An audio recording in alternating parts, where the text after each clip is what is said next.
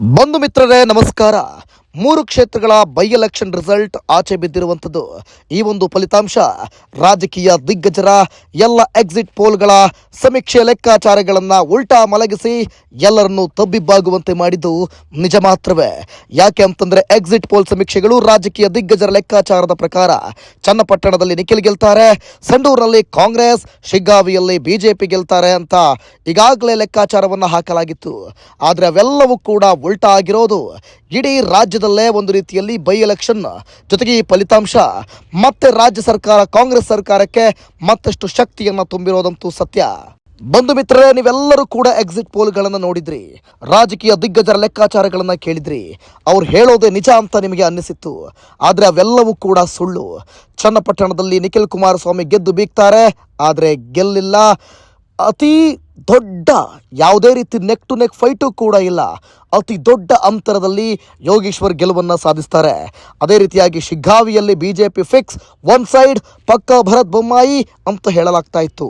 ಆದರೆ ಈಗ ಬಾಯ್ ಬಾಯ್ ಬೊಮ್ಮಾಯಿ ಎನ್ನುವಂಥ ಪರಿಸ್ಥಿತಿ ಬಂದೊದಗಿದೆ. ಅಂದರೆ ಇಡೀ 30 ವರ್ಷದ ಇತಿಹಾಸದಲ್ಲಿ ಶಿಗ್ಗಾವಿಯಲ್ಲಿ ಸೋತಿರುವಂಥದ್ದು ಬಿಜೆಪಿ ನಿಜಕ್ಕೂ ಬಾಯಿ ಮೇಲೆ ಬೆರಳಿಡುವಂತೆ ಬಿಜೆಪಿಗೆ ಮಾಡಿದೆ. ಬಿಜೆಪಿ ಹೈಕಮಾಂಡ್ ಚಿಂತೆಗೀಡಾಗುವಂತೆ ಮಾಡಿರುವಂಥದ್ದು. ಯಾಸಿರ್ ಖಾನ್ ಪಠಾಣ್ ಅದ್ಧೂರಿಯಾದಂಥ ಗೆಲುವನ್ನು ಕಂಡಿರುವಂಥದ್ದು. ಸುಮಾರು 9,000 ಚಿಲ್ಲರೆ ಅಂತರವನ್ನು ಕಾಯ್ದುಕೊಂಡಿತ್ತು. ಈಗ ಫೈನಲ್ ರಿಸಲ್ಟ್ ಸುಮಾರು 13,000 ಚಿಲ್ಲರೆ ಮತಗಳಿಂದ ಯಾಸಿರ್ ಖಾನ್ ಪಠಾಣ್ ಗೆಲುವನ್ನು ಸಾಧಿಸಿದ್ದಾರೆ. ಇನ್ನು ಸಂಡೂರು ಯಾವಾಗಲೂ ಕೂಡ ಅಲ್ಲಿ ಕಾಂಗ್ರೆಸ್, ಅಲ್ಲಿ ಬಿಜೆಪಿ ಬಂದಿರೋ ಇತಿಹಾಸನೇ ಇಲ್ಲ. ಒಂದು ವೇಳೆ ಏನಾದರೂ ಬಂಗಾರು ಹನುಮಂತು ಗೆದ್ದಿದ್ರೆ ಇತಿಹಾಸ ಸೃಷ್ಟಿಯಾಗ್ತಿತ್ತು. ಆದರೆ ಅಲ್ಲಿ ಅನ್ಪೂರ್ಣ ತುಕಾರಾಮ್ ಗೆಲುವನ್ನು ಸಾಧಿಸಿದ್ದಾರೆ. ಸ್ನೇಹಿತರೆ, ಇಲ್ಲಿ ನಾವು ಮೊದಲಿಗೆ ತಿಳಿದುಕೊಳ್ಳಬೇಕಾದದ್ದು ಯಾವುದೇ ಸಮೀಕ್ಷೆಗಳು, ಯಾವುದೇ ರಾಜಕೀಯ ದಿಗ್ಗಜರ ಲೆಕ್ಕಾಚಾರಗಳು ಅವ್ಯಾವೂ ಕೂಡ ನಿಜ ಆಗೋದಕ್ಕೆ ಸಾಧ್ಯ ಇಲ್ಲ. ಜನರ ನಾಡಿಮಿಡಿತ, ಜನರ ಮನಸ್ಸು, ಜನರ ಮತ, ಜನ ಅಭಿಪ್ರಾಯದ ಮುಂದೆ ಯಾವುದೂ ಕೂಡ ನಿಲ್ಲೋದಿಲ್ಲ ಅನ್ನುವಂಥದ್ದು ಸಾಬೀತಾಗಿದೆ. ಇರಲಿ, ಇವೆಲ್ಲವನ್ನು ಕೂಡ ಪಕ್ಕಕ್ಕಿಟ್ಟು ನೋಡ್ತಾ ಹೋಗೋದಾದರೆ ಮೊಟ್ಟ ಮೊದಲ ಬಾರಿಗೆ ಚನ್ನಪಟ್ಟಣದಲ್ಲಿ ನಿಖಿಲ್ ಕುಮಾರಸ್ವಾಮಿ ಸೋತಿದ್ಯಾಕೆ ಅನ್ನುವಂಥ ಪಾಯಿಂಟ್ಸ್ಗಳನ್ನು ನೋಡ್ತಾ ಹೋಗೋಣ. ಮೊಟ್ಟ ಮೊದಲ ಬಾರಿಗೆ ನಿಖಿಲ್ ಕುಮಾರಸ್ವಾಮಿ ಸೋಲೋದಕ್ಕೆ ಕಾರಣ ನಿಖಿಲ್ ಕುಮಾರಸ್ವಾಮಿ. ಏನಪ್ಪ ಇದು ಹೀಗೆ ಹೇಳ್ತಿದ್ದಾರೆ ಅಂತ ಅಂದುಕೊಂಡ್ರ? ಪಾಯಿಂಟ್ ನಂಬರ್ 1, ನಿಖಿಲ್ ಕುಮಾರಸ್ವಾಮಿಯನ್ನು ಇಲ್ಲಿ ಕಣಕ್ಕಿಳಿಸಿದ್ದೇ ಮೊದಲನೇ ತಪ್ಪು. JDS NDA ಮೈತ್ರಿಕೂಟ ತೆಗೆದುಕೊಂಡಂತಹ ಮೊದಲ ದೊಡ್ಡ ತಪ್ಪು ನಿರ್ಧಾರ. ಇಲ್ಲಿ ನಿಖಿಲ್ ಕುಮಾರಸ್ವಾಮಿಗೆ ಕಣಕ್ಕಿಳಿಯೋದಕ್ಕೆ ಇಷ್ಟ ಇರಲಿಲ್ಲ, ಕುಮಾರಸ್ವಾಮಿಗೂ ಕೂಡ ಕಣಕ್ಕಿಳಿಯೋದಕ್ಕೆ ಇಷ್ಟ ಇರಲಿಲ್ಲ. ಒಲ್ಲದ ಮನಸ್ಸಿನಲ್ಲಿ ಕಣಕ್ಕಿಳಿದಿದ್ದು ಮೊದಲನೇ ತಪ್ಪು. ದೇವೇಗೌಡರ ಆಸೆಯಂತೆ ನಿಖಿಲ್ ಕುಮಾರಸ್ವಾಮಿಯನ್ನು ಕಣಕ್ಕಿಳಿಸಿ ಸತತ 3ನೇ ಬಾರಿಯೂ ಕೂಡ ಸೋಲಿಸಿದ್ದು ಇದು ಮಹಾ ದೊಡ್ಡ ತಪ್ಪಾಗಿರುವಂಥದ್ದು. ನಿಖಿಲ್ ಕುಮಾರಸ್ವಾಮಿಗೆ ಇನ್ನು 10 ವರ್ಷಗಳ ನಂತರ ರಾಜಕೀಯ ಭವಿಷ್ಯ ಇದೆ ಅಂತ ಹೇಳಿ ರಾಜಕೀಯ ದಿಗ್ಗಜರು ಈಗಾಗಲೇ ಹೇಳ್ತಾ ಇದ್ರು. ಆದರೆ ಈಗಾಗಲೇ ಸಿನಿಮಾದಲ್ಲಿ ಮುಂದುವರೆದವರು ತದನಂತರ ಅವರು ರಾಜಕೀಯಕ್ಕೆ ಪ್ರವೇಶ ಮಾಡಬೇಕಿತ್ತು. 2 ಬಾರಿ ಪೆಟ್ಟು ತಿಂದ ನಂತರವೂ ಕೂಡ 3ನೇ ಬಾರಿ ಪೆಟ್ಟು ತಿನ್ನೋದಕ್ಕೆ ಮುಂದಾಗಿದ್ದು ಮೊದಲನೇ ತಪ್ಪು. ಓಕೆ, ಇನ್ನು 2ನೇ ಪಾಯಿಂಟ್ಗೆ ಬರೋಣ. ನಿಂತಿದ್ದು ನಿಂತಾಯ್ತು, ಸ್ಪರ್ಧೆ ಮಾಡಿದ್ದು ಮಾಡಾಯ್ತು, ಕ್ಯಾನ್ವಾಸ್ ಮಾಡಿದ್ದು ಮಾಡಾಯ್ತು. ಆದರೆ 2ನೇ ಪಾಯಿಂಟ್ ಏನಪ್ಪಾ ಅಂತಂದ್ರೆ ನಿಖಿಲ್ ಕುಮಾರಸ್ವಾಮಿ ಸೋಲೋದಕ್ಕೆ ಕುಮಾರಸ್ವಾಮಿ ಬಿಜೆಪಿಯನ್ನು ಸೇರಿದ್ದು, ಬಿಜೆಪಿ ಜೊತೆ NDA ಸರ್ಕಾರವನ್ನು ಸೇರಿಕೊಂಡಿದ್ದು. ಯಾಕೆ ಅಂತಂದರೆ ಬಹಳ ಪ್ರಮುಖವಾಗಿ 2023ರ ವಿಧಾನಸಭೆ ಚುನಾವಣೆಯಲ್ಲಿ ಇವರು JDSನಲ್ಲಿ ಚನ್ನಪಟ್ಟಣದಲ್ಲಿ ಕುಮಾರಸ್ವಾಮಿ ಸ್ಪರ್ಧೆ ಮಾಡಿದಂಥ ಸಂದರ್ಭದಲ್ಲಿ ಮುಸ್ಲಿಂ ಮತಗಳೇ ನಿರ್ಣಾಯಕ ಆಗಿದ್ದು. ಸುಮಾರು ಮುಸ್ಲಿಮರ 18,000 ಮತಗಳು ಕುಮಾರಸ್ವಾಮಿಗೆ ಬಿದ್ದಿದ್ವು. ಇಲ್ಲಿ ಬಹಳ ಪ್ರಮುಖವಾಗಿ ಗಮನಿಸಬೇಕಾದಂಥ ಅಂಶ ಇದೆ. 20,000 ಚಿಲ್ಲರೆ ಮತಗಳ ಅಂತರದಲ್ಲಿ ಯೋಗೇಶ್ವರ್ ಗೆದ್ದಿದ್ದಾರೆ. ಅದರಲ್ಲಿ 18,000 ಮತಗಳು ಮುಸ್ಲಿಂ ಮತಗಳು. ಈ ಬಾರಿ ಮುಸ್ಲಿಮರು 18,000 ಮತಗಳನ್ನು, ಅದಕ್ಕಿಂತ ಹೆಚ್ಚಿನ ಮತಗಳನ್ನೂ ಕೂಡ ನೇರವಾಗಿ ಹಾಕಿರುವಂಥದ್ದು ಕಾಂಗ್ರೆಸ್ಗೆ. ಕಾರಣ ಕುಮಾರಸ್ವಾಮಿ ತಮ್ಮ ಸಿದ್ಧಾಂತವನ್ನು ಬಿಟ್ಟು ಬಿಜೆಪಿಯನ್ನು ಸೇರಿದ್ದಕ್ಕಾಗಿ. ಸೊ ಇಲ್ಲೂ ಕೂಡ ಎಲ್ಲೋ ಒಂದು ಕಡೆ ನಿಖಿಲ್ ಕುಮಾರಸ್ವಾಮಿಗೆ ಸೇರಬೇಕಾದಂಥ ಮತಗಳು ಎಲ್ಲವೂ ಕೂಡ ಕಾಂಗ್ರೆಸ್ ಕಡೆ ಚದುರಿ ಹೋಗಿದ್ದಂತೂ ಸತ್ಯ. ಇನ್ನು 3ನೇ ಪಾಯಿಂಟ್ಗೆ ಬರೋದಾದರೆ, ನಿಖಿಲ್ ಕುಮಾರಸ್ವಾಮಿ ಅವರ ತವರೂರು ಅಥವಾ ಅವರ ಊರು ಇದಲ್ಲ, ಚನ್ನಪಟ್ಟಣ ಅಲ್ಲ. ಬಿಡದಿಯಲ್ಲಿ ಮನೆ ಮಾಡ್ಕೊಂಡಿರ್ಬೋದು, ರಾಮನಗರ ಜಿಲ್ಲೆಯ ಬಿಡದಿಯಲ್ಲಿ ಅವರ ತೋಟದ ಮನೆ ಇರಬಹುದು. ಆದರೆ ಹುಟ್ಟಿದ ಊರಲ್ಲ ಅಥವಾ ಕೈಗೆ ಸಿಗುವಂಥ ನಾಯಕನಲ್ಲ ಅನ್ನುವಂಥದ್ದು ಕೂಡ ಇಲ್ಲಿ ಮ್ಯಾಟ್ರ್ ಆಗುತ್ತೆ. ನಿಖಿಲ್ ಕುಮಾರಸ್ವಾಮಿ ಗೌಡರ ಸಮುದಾಯದಲ್ಲಾಗಿದ್ದರೂ ಕೂಡ ಯೋಗೇಶ್ವರರು ಕೂಡ ಗೌಡರ ಸಮುದಾಯವೇ.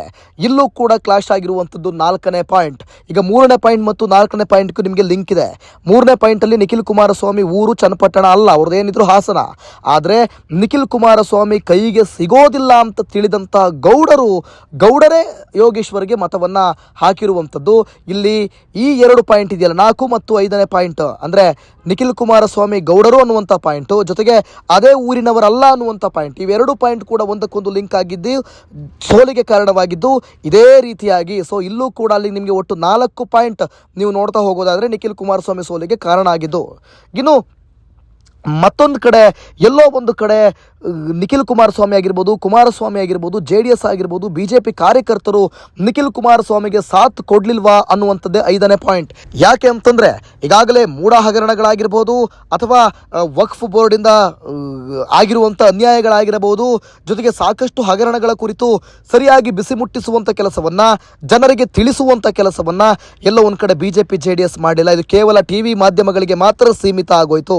ಸೊ ಹಾಗಾಗಿ ಅದನ್ನು ಮುಟ್ಟಿಸುವಂಥ ಕೆಲಸವನ್ನು, ಜೊತೆಗೆ ಕಾಂಗ್ರೆಸ್ಗೆ ಟಕ್ಕರ್ ಕೊಡುವಂಥ ಕೆಲಸವನ್ನು, ಕೌಂಟರ್ ಕೊಡುವಂಥ ಕೆಲಸವನ್ನು ಯಾವುದೇ ಕಾರಣಕ್ಕೂ BJP ಆಗಲಿ JDS ಆಗಲಿ ಮಾಡದೇ ಇರುವಂಥದ್ದು ಇದು ಕಾಮನ್ ಪ್ರಾಬ್ಲಮ್. ಇದು ಎಲ್ಲ ಕ್ಷೇತ್ರಗಳಿಗೂ ಇರುವಂಥ ಸಮಸ್ಯೆ.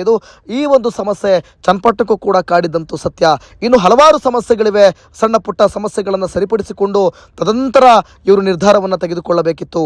ಒಟ್ಟಿನಲ್ಲಿ ನಿಖಿಲ್ ಕುಮಾರಸ್ವಾಮಿ ಸೋಲನ್ನು ಕಂಡಿರೋದು ನಿಜಕ್ಕೂ ಕೂಡ ಒಂದು ಬೇಜಾರಿನ ಸಂಗತಿಯ ಸರಿ. 3 ಬಾರಿ ಕೂಡ ಹ್ಯಾಟ್ರಿಕ್ ಸೋಲನ್ನು ಕಂಡಿದ್ದಾರೆ ನಿಖಿಲ್ ಕುಮಾರಸ್ವಾಮಿ. ಇರಲಿ, ನೆಕ್ಸ್ಟ್ ಶಿಗ್ಗಾವಿ ಕಡೆ ನಾವು ಹೋಗೋಣ. ಶಿಗ್ಗಾವಿ ಬಗ್ಗೆನೂ ಕೂಡ ನಾನು ಈಗಾಗಲೇ ಮಾತನಾಡಿದ್ದೇನೆ. ಎರಡೂ ಪಕ್ಷದಲ್ಲೂ ಕೂಡ ನೆಗೆಟಿವ್ ಇತ್ತು. ಒಂದೇ ಪಕ್ಷದಲ್ಲಿ ಅಂದರೆ ಕುಟುಂಬ ರಾಜಕಾರಣ ನಡೆದಿದ್ದು BJPಯಲ್ಲಿ, ಮತ್ತೊಂದು ಕಡೆ ಕಾಂಗ್ರೆಸ್ನಲ್ಲಿ ಒಂದೇ ಸಮುದಾಯದ ಮತ್ತೊಬ್ಬರಿಗೆ ಟಿಕೆಟನ್ನು ಕೊಟ್ಟಿದ್ದು. ಆದರೆ ಅವ್ಯಾವೂ ಕೂಡ ಇಲ್ಲಿ ವರ್ಕೌಟ್ ಆಗಲಿಲ್ಲ. ಕೊನೆಗೆ ಜನಾಭಿಪ್ರಾಯವೇ ಅಂತಿಮ ಆಗೋಯ್ತು. ಇಲ್ಲಿ ನಂಬರ್ 1 ಅಂದರೆ ಇರೋದು ಒಂದೇ ಕಾರಣ, ಪ್ರಮುಖವಾದಂಥ ಕಾರಣ ಶಿಗ್ಗಾವಿಯಲ್ಲಿ ಇಲ್ಲಿ ಮತದಾನ ಸರಿಯಾಗಿ ಆಗಲಿಲ್ಲ. ಆದಂಥ 81% ಮತದಾನದಲ್ಲಿ 60% ಮುಸ್ಲಿಮರೇ ಮತದಾನವನ್ನು ಮಾಡಿದ್ದಾರೆ. ಇಲ್ಲಿ ಮುಸ್ಲಿಮರ ಮತಗಳು ಬಹಳ ನಿರ್ಣಾಯಕ ಆಗಿರೋದು ಯಾಸಿರ್ ಖಾನ್ ಪಠಾಣ್ ಗೆಲ್ಲೋದಕ್ಕೆ.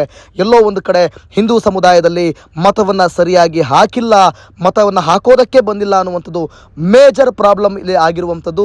ಮತ್ತೊಂದು ಕಡೆ ಬಸವರಾಜ ಬೊಮ್ಮಾಯಿಗೆ ಅಕಸ್ಮಾತ್ ಬಸವರಾಜ ಬೊಮ್ಮಾಯಿ ಏನಾದ್ರು ಕಣದಲ್ಲಿದ್ದರೆ ಆಗ ವರ್ಚಸ್ಸು ಬೇರೆ. ಅವರ ಮಗನಿಗೆ ಕೊಟ್ಟದ್ದು ಕುಟುಂಬ ರಾಜಕಾರಣ ಅನ್ನುವಂಥದ್ದು, ಇವರು ಮಗನಿಗೆ ಕೊಡ್ತಾರೆ ಅನ್ನುವಂಥದ್ದು ಅದು ಕೂಡ ಪಕ್ಷದಲ್ಲಿ ಒಳೆಯೇಟು ಬಿತ್ತು.